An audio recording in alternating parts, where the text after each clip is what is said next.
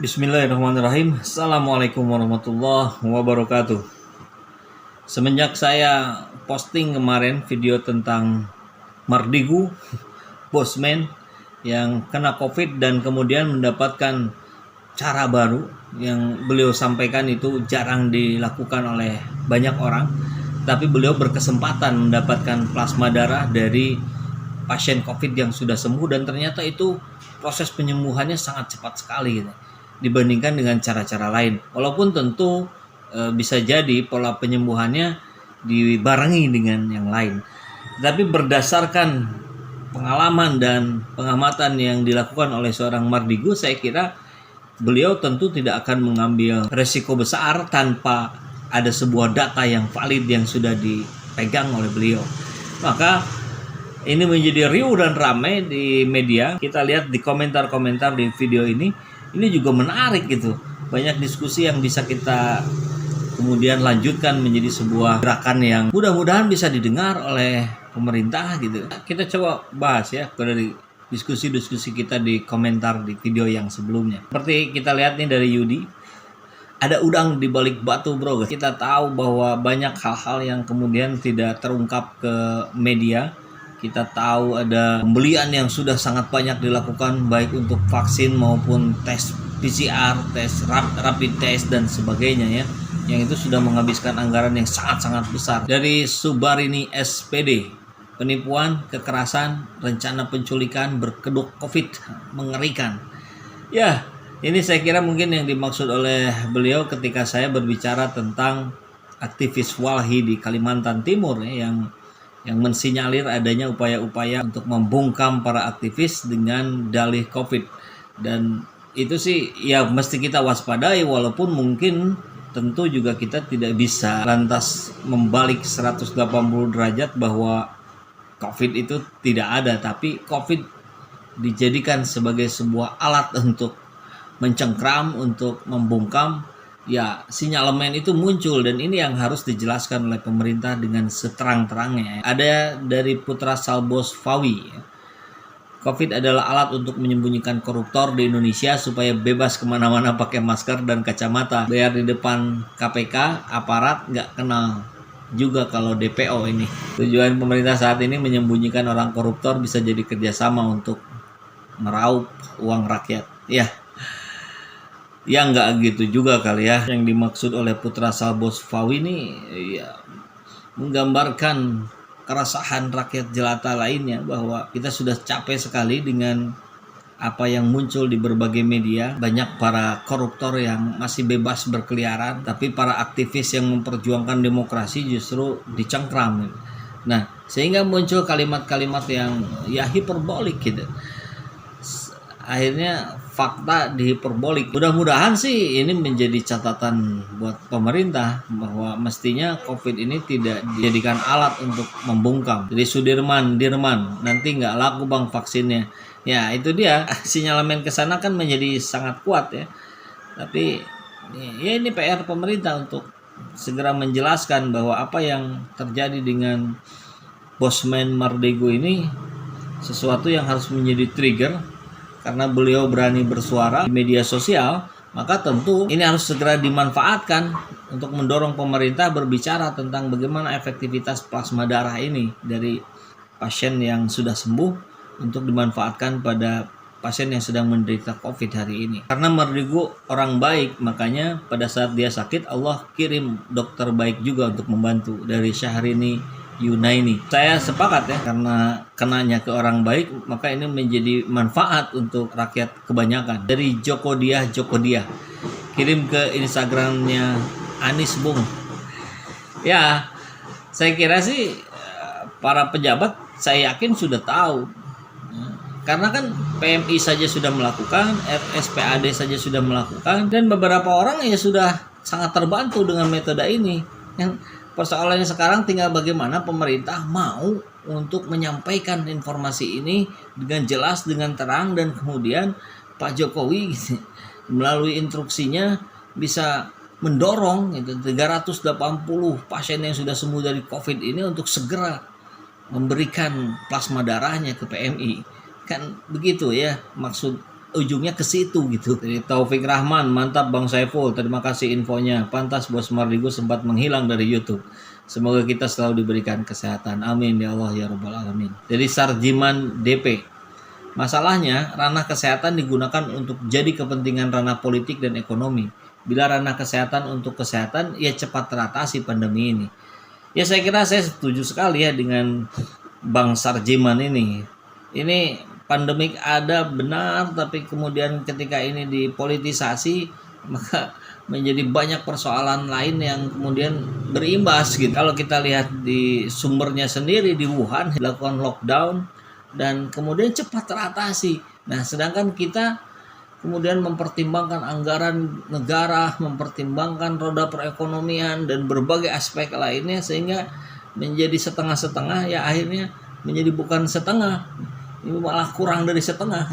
Ketika negara lain sudah menurunkan kurva yang kedua, kita kurva pertama saja belum selesai. Nah, mudah-mudahan sih kita nggak perlu ada kurva kedua ya, sahabat-sahabat. Saya kira dengan kesadaran yang semakin tinggi dari rakyat, dari teman-teman netizen, kita bisa mendorong pemerintah untuk segera lebih fokus. Ya, saya kira yang terutama bukan sekedar bagaimana meredam kenaikan COVID-19 ini, tapi juga memberikan informasi yang lebih jelas, yang lebih terang, sehingga para rakyat yang semakin banyak mengeluhkan, menganggap bahwa kondisi COVID-19 ini banyak dipermainkan, itu bisa segera diminimalisir gitu, bisa segera dihilangkan malah oleh pemerintah. Bahwa ternyata ada informasi baru yang berkembang yang itu kemudian menegasikan informasi sebelumnya, itu menganulir informasi sebelumnya, ya terbuka saja, tidak apa-apa gitu. Saya kira kan kita juga menjadi maklum ketika pemerintah pelin-pelan dianggap pelin-pelan gitu. Karena ternyata itu sumbernya dari WHO yang juga memang berubah-berubah hasil riset terkininya. Selama pemerintah menyampaikan itu dengan terus terang gitu, dengan penuh kejujuran, ya saya kira kita juga bisa memahami kok. Jangan sampai kemudian kesalahan yang sudah dilakukan itu tidak diakui, kemudian ditutupi dengan berbagai cara-cara yang lain yang kemudian akhirnya itu terus bergulir menjadi sebuah bola salju yang tidak terkendali gitu. Nah, jangan sampai juga seperti itu. Ini nama channelnya Calon Menantu Plasma Darah. Kalau gitu sama dong dengan cara rumah sakit di India waktu di awal pandemi. Mereka mengambil plasma darah dari para jamaah tabligh yang tidak terkena corona di tengah warga sekitar masjid yang terjangkit. Itu dia maksudnya kan, kita di cara itu tentu akan sangat banyak gitu. Kita dengan berbagai pengalaman bangsa ini menghadapi berbagai situasi, berbagai persoalan bisa diselesaikan dengan berbagai cara gitu. Satu persoalan pun bisa diselesaikan dengan berbagai cara. Nah, ini cara yang baru kita dapatkan ini, dan ternyata India sudah melakukan kan, tinggal bagaimana ini kemudian didorong untuk banyak para pasien yang sudah sembuh untuk menyumbangkan plasma darahnya, atau mungkin kalaupun dibelikan, saya kira negara anggarannya juga banyak untuk ini bisa dialokasikan ke sana gitu. Ini kenapa tidak? Bukan persoalan ini kemudian diuangkan, tapi ya pemerintah saja mengalokasikan dana yang sangat besar untuk penanganan COVID. Saya kira menjadi sangat mungkin sekali gitu para pendonor itu kemudian diberikan imbalan. Dan saya kira fair-fair saja, toh ini terkait dengan bagaimana menyembuhkan nyawa manusia. Dan dari mana Jai, COVID-19 dibuat bisnis dan alat politik. COVID-19 memang pandemi, sempat-sempatnya buat alat politik. Itulah, kalau politik itu kan seringkali menggunakan berbagai cara untuk mendapatkan tujuannya, dan saya kira bukan politiknya yang buruk ya, tapi bagaimana orang-orang yang memanfaatkan politik itu yang seringkali menjadi tidak manusiawi. Dari Helmi Akbar, saya pikir kopat COVID masih dipelihara sama pemerintah buat alat politik, jadi belum mau dia kopat COVID pergi dulu.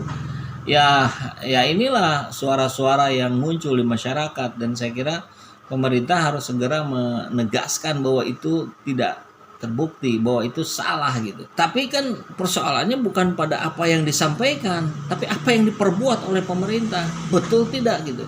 Pemerintah segera umumkan ini. Kalau memang tidak benar, disampaikan juga bahwa ini tidak benar gitu. Nah, jangan diambangkan kemudian yang menjadi bola liar, yang menjadi bola salju yang terus membesar dan nggak karu-karuan nanti informasinya. dari Alan Capricorn. Justru itulah yang ditakutkan rezim. Ntar vaksin nggak laku dong. Pemain vaksin jadi buntung. Nah, pemerintah harus menghindarkan pertimbangan-pertimbangan kerugian, pertimbangan-pertimbangan kerjasama dengan berbagai vendor, pembuat vaksin, pembuat alat tes dan sebagainya. Kedepankanlah kehendak rakyat, kedepankanlah kepentingan rakyat. Saya kira kalau itu yang dimajukan, maka nama baik Pak Joko Widodo akan membaik. Dari Sibolot, terapi plasma konvalesen sudah dilakukan sebagai pilihan terapi beberapa waktu yang lalu di Indonesia.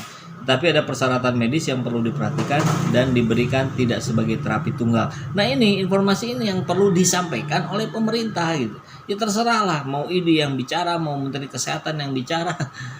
Karena kalau kita berharap Menteri Kesehatan yang bicara agak susah juga ya, karena berbagai kejadian juga tidak muncul Pak Menkes ini, walaupun porsinya porsi beliau. Tapi ya sudahlah, siapapun yang penting mewakili pemerintah bicara. Kalau Pak Jokowi yang bicara justru lebih bagus gitu.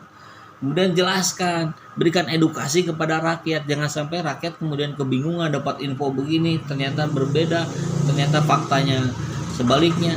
Nah, ini kan yang bikin rakyat semakin bingung. Dari Sumadi M. Soleh MS Sumadi.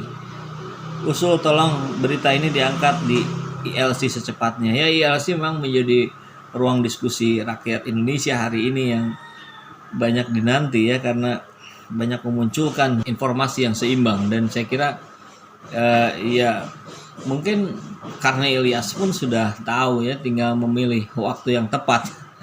Karena kalau bicara media mainstream, maka pertimbangannya sangat banyak ya. Berapa kali ILC pun kan batal ditayangkan karena ada telepon goib katanya yang memaksa ILC menjadi tidak tayang. Semoga karena Ilyas mendengar dan menonton video ini, amin. Jangan-jangan Menkes nggak boleh bicara di TV karena dia sudah tahu obat ini. Jadi video orang, alhamdulillah, tapi tinggal rezimnya mau nggak gunakan cara ini. Ini yang kita dorong ya, mudah-mudahan pemerintah mau menjelaskan. Jadi Bagus Adi, wacana plasma darah sudah sejak lama namun kurang dipopulerkan. Jadi kita dorong ya biar menjadi populer. Dari Blue Moon, bukannya ini sudah pernah disampaikan oleh dokter wanita lulusan Universitas Maranatha. Nah, kita perlu suara-suara yang lebih besar agar pemerintah lebih mau mendengar gitu. Sekarang Mardigu sudah berbicara, mudah-mudahan dia lebih didengar kalau seorang Mardigu gitu. Dari Erisman Khairuman, COVID-19 sudah dijadikan alat politik untuk membungkam mulut lawan. Persepsi publik ya, mudah-mudahan sih tidak, dan pemerintah bisa menjelaskan itu dengan bukti dan fakta ya. Al-Fatihah buat Mardigu Saiful Zaman, sehat-sehat selalu. Dari Titah Astora Hadi, terima kasih, amin ya rabbal alamin. Baik, saya kira masih banyak ini pembahasannya yang, tapi kurang lebihnya sih mayoritas sudah terangkum dari apa yang barusan sudah kita diskusikan. Dan tentu diskusi ini harus terus digulirkan agar ya pemerintah bisa lebih mendengar lagi. Mudah-mudahan hari ini kondisi kita semakin jauh lebih baik, kita semakin sehat, dan ya pandemik segera hilang dari negara yang kita cintai ini ya. Terima kasih.